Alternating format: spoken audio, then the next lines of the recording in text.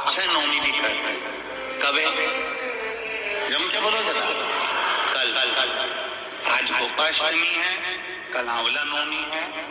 और आप सबसे निवेदन करूंगा कि आंवला नवमी के दिन शाम के समय पर आंवले के वृक्ष के नीचे घी का दिया लगाकर कनक धारा स्तोत्र का पाठ अवश्य करें।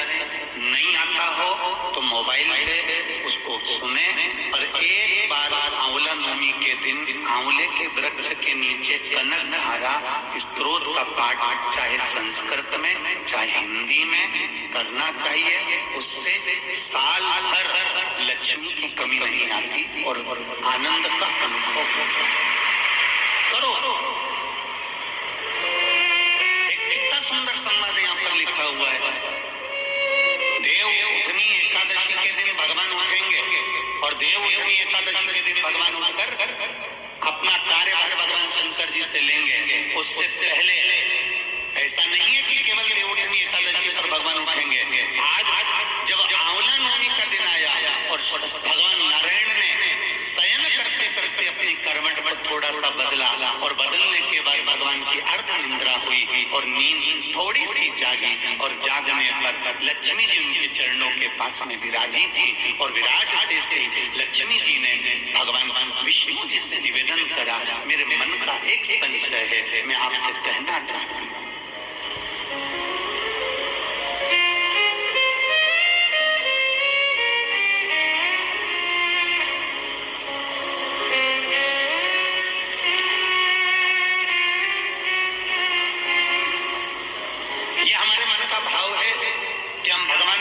सोनी एकादशी पर सुलाते हैं और देव उठनी पर उठाते हैं।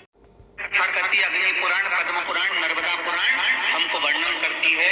एक क्षण की निंद्रा ब्रह्मा जी को आई और ब्रह्मा जी की झपकी एक क्षण की लगी थी और हाथ से वेद नीचे गिर गए। वेद नीचे गिरे, हयग्रीवा ने धारण कर लिए और चारों तरफ पानी पानी हो गया और पूरी पृथ्वी पानी में जल में मग्न होने लगी। जरा विचार करिएगा, एक क्षण की निंद्रा ब्रह्मा जी को आई और वेद हाथ से चले गए और पानी पानी हो गया। और हम कहते हैं कि देव सोनी एकादशी पर देवता सोते हैं और देव उठनी पर उठते हैं। अगर 4-6 महीने जम के अगर वो सो गया तो एक बीन दिखेगा भीकण का।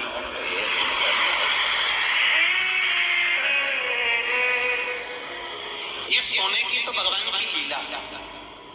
अगर सही तरीके से देखा जाए तो मेरा परमात्मा कभी नहीं सोता। वो तो हर पल, हर घड़ी, हर क्षण आपके लिए तत्पर बैठा रहता है। आपने आवाज लगाई और वो भागा। देव सोनी एकादशी पर भगवान सोए और देव उठनी एकादशी पर भगवान उठ रहे हैं। उससे पहले जो आंवला नवमी आई, इसको अक्षय नवमी कहा जाता है, इसको आनंद की नवमी कहा जाता है, भंडार भरने वाली नवमी कहा जाता है। उस दिन दिया गया, करा गया, पुण्य समाप्त नहीं होता, इसलिए इसको अक्षय नवमी भी कहा जाता है। तो लक्ष्मी जी के मन में भाव उत्पन्न हो गया। लक्ष्मी जी ने कहा, प्रभु मेरे को पूछना है आपसे कुछ, मेरे मन का संशय मिटा दीजिए। तो भगवान ने पूछा, वो संशय कौन सा?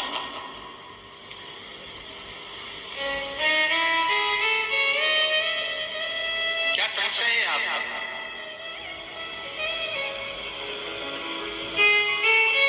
मेरा संशय केवल इतना सा है, क्या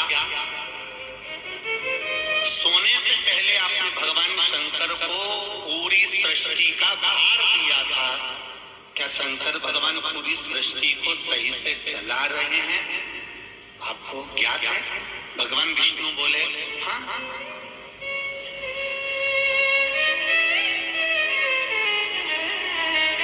चला रहे। संशय मिटा दो। भगवान ने कहा, कौन सा संशय? मुझे थोड़ी सी परीक्षा है। अभी तक नारायण भगवान करवट लिए थे, आज नारायण भगवान सीधे होकर पूछ रहे हैं, परीक्षा आपको लेना है? हाँ हाँ। लक्ष्मी विचार कर लेना, लक्ष्मी तुम्हारे मन में क्या शंकर भगवान के प्रति भेद उत्पन्न हो रहा है, शिव जी के प्रति भेद उत्पन्न हो रहा है? मेरा एक निवेदन पूर्ण श्रोता भाइयों से निवेदन है, शंकर भगवान पर कभी भेद उत्पन्न मत करना। क्या शिव जी को जल चढ़ाने से ऐसा होता है? क्या बेलपत्री खाने से ऐसा होता है? पहले चढ़ाकर देखो, खाकर देखो, लाभ हो तब विचार करिए क्या होता है। को हम अपने जीवन में उतारे कि आंवला नवमी के दिन आंवले के वृक्ष के नीचे कुछ खाने का नियम क्यों है? बोलो, यहाँ से पहले लोग आंवला के पेड़ के नीचे पिकनिक मनाने जाते थे कि नहीं जाते? आंवले के वृक्ष के नीचे बैठते क्यों?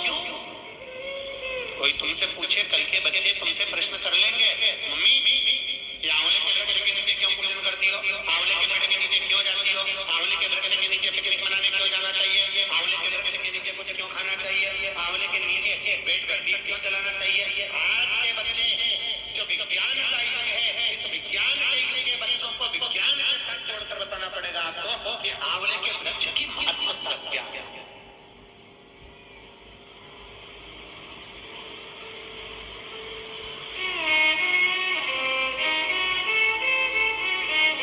जिस जगह पर आंवले का वृक्ष होता है, उस आंवले के नीचे वैकुंठ का निवास होता है, इसलिए भोजन आंवले के वृक्ष के नीचे।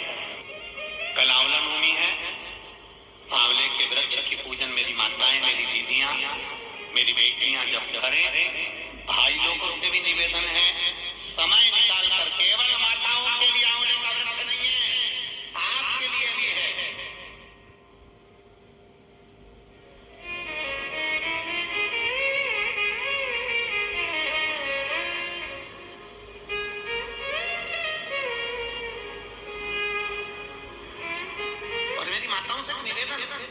आंवले के वृक्ष के नीचे पूजन करने जाओ रे, और पत्ती भी अगर पड़ी हुई है तो उसको भी थोड़ा सा उठा कर लिया ना।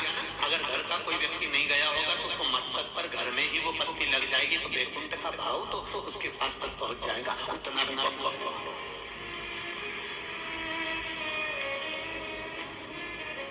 हमने मारवाड़ में देखा है कि आंवले के वृक्ष की पूजन करते समय माताएं आंवले की छाल का भी स्मरण करती है।